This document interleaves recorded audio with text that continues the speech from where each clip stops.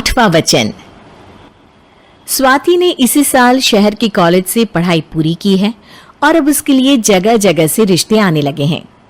स्वाति से ज्यादा उसके रिश्तेदारों को उसकी शादी की चिंता है, इसीलिए जो भी स्वाति के घर आता वो किसी नए लड़के की खबर जरूर ले आता। अरे दीदी, ये फोटो देख के बताओ कैसा है। राहुल नाम है लड़के का, मेरी सहेली की बहन का बेटा है। अपनी स्वाति के साथ एकदम प्यारी जोड़ी लगेगी इसकी। जरा दिखाना, फोटो तो बढ़िया लग रहा है। कोई गलत आदत वादत तो नहीं है ना इसे? और कमाता कितना है? अरे कोई गलत आदत नहीं है दीदी, आप कहो तो एक मीटिंग करवा देती हूँ, फिर सब कुछ फाइनल कर लेना। हाँ हाँ, ये सही कह रही हो तुम। संडे को स्वाति के पापा भी घर पे ही रहेंगे। बुआ फिर वहां से चली जाती है और रात को स्वाति की माँ उससे कहती है, स्वाति बेटा, आज कमला बुआ ने एक लड़के की फोटो दिखाई है। संडे को वो लोग मिलने आ रहे हैं, तैयार हो ना तुम बेटा? अरे मम्मी, आप कहाँ कमला बुआ के चक्कर में आ जाती हो? अभी इतनी जल्दी कोई शादी वादी नहीं करनी है मुझे। अरे बेटा, अच्छा जानती है उसे अच्छे से। हाँ स्वाति बेटा, एक बार मिल तो लो, बाद में देखेंगे आगे क्या करना है। वैसे तो कमला रिश्ता लाई है तो मना करने का तो कोई सवाल ही नहीं उठता। संडे की सुबह होती है और कमला बुआ राहुल और उसके मम्मी पापा को लेकर स्वाति के घर आती है।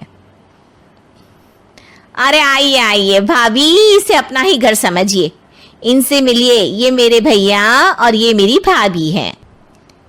नमस्ते भाभी जी, ये है हमारा लड़का राहुल, सरकारी नौकरी की तैयारी कर रहा है ये।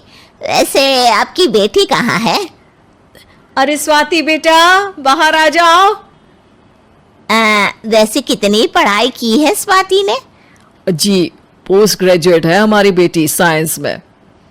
ये सब तो ठीक है, पर घर संभालना जानती है या नहीं? हमें कौन सी इससे नौकरी करवानी है, नौकरी तो मेरा बेटा करेगा ही। पर मैंने इतनी पढ़ाई की है और आप चाहती हैं कि मैं घर पर ही बैठी रहूं? अरे स्वाति बेटा, ये बड़ों की बात में तुम कहाँ बोल पड़ी? हम सब देख लेंगे क्या करना है क्या नहीं। हम तो इसी बात में विश्वास करते हैं कि घर के लड़कियां घर में ही रहे तो ज्यादा अच्छा रहता है। वरना भाई साहब, आप तो आजकल के हाल जानते ही हैं, कितनी घटनाएं होने लगी हैं औरतों के खिलाफ। स्वाति बेटा, रसोई का काम तो पूरा जानती हो ना? शादी के बाद तुम्हें ही संभालना है वो सब। अरे बहुत अच्छा खाना बनाती है ये, आप सब लोग इसकी तारीफ करते नहीं थकेंगे। लो भाई, हो गई मीटिंग, अब शादी की तारीख फाइनल कर लेते हैं, क्यों भैया? भाई, हम तो पंडित जी से चर्चा करने के बाद ही तारीख फाइनल करेंगे। सालों से हम उनकी बातें मानते हुए आ रहे हैं। लड़के वाले और कमला बुआ की बातें सुनकर स्वाति एकदम नाराज हो जाती है और उसे लगने लगता है कि शादी के बाद उसे घर पर ही बैठना पड़ेगा।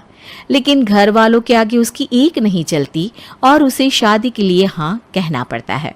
शादी का दिन आ जाता है और सब मंडप में जमा होते हैं। अब फेरों का समय हो गया है, अब कन्या अपने वर से 7 वचन मांगेगी। आप किसी धार्मिक आयोजन में जाएं तो मुझे भी ले जाएंगे।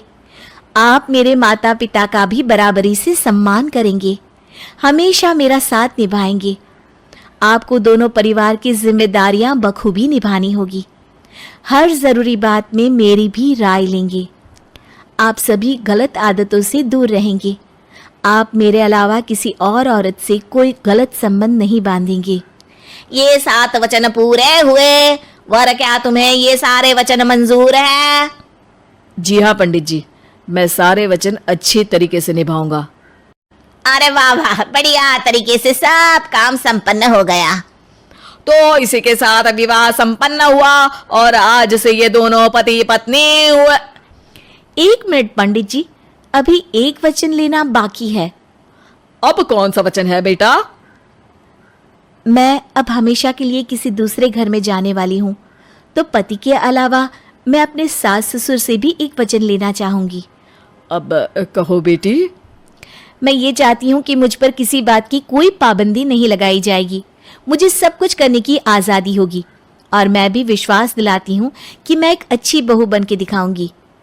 स्वाति की बात सुनकर उसके सास ससुर एकदम चौंक जाते हैं और कुछ बोल नहीं पाते कि उतने में कमला बुआ बोल पड़ती है।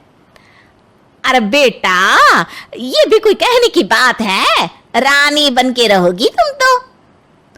वचन देने से पहले सोच लीजिए, क्योंकि शास्त्रों में वचन ना निभाने वालों के लिए नरक से भी बदतर सजा लिखी है। स्वाति की चालाकी से वहां मौजूद सब लोग प्रभावित हो जाते हैं और लोगों में बदनामी ना हो जाए, इस कारण स्वाति के सास ससुर को उसे वचन देना पड़ता है। और कैसी अपशकुन वाली बातें कर रहे हैं आप पंडित जी? हमें मंजूर है बेटा तुम्हारी शर्त। स्वाति अपनी समझदारी से अपनी बात अपने ससुराल वालों से मनवा लेती है और खुशी खुशी राहुल से शादी कर लेती है। अब से हर शादी में मैं खुद 8 वचन दिलवाऊंगा। ओम मंगलम मंगलम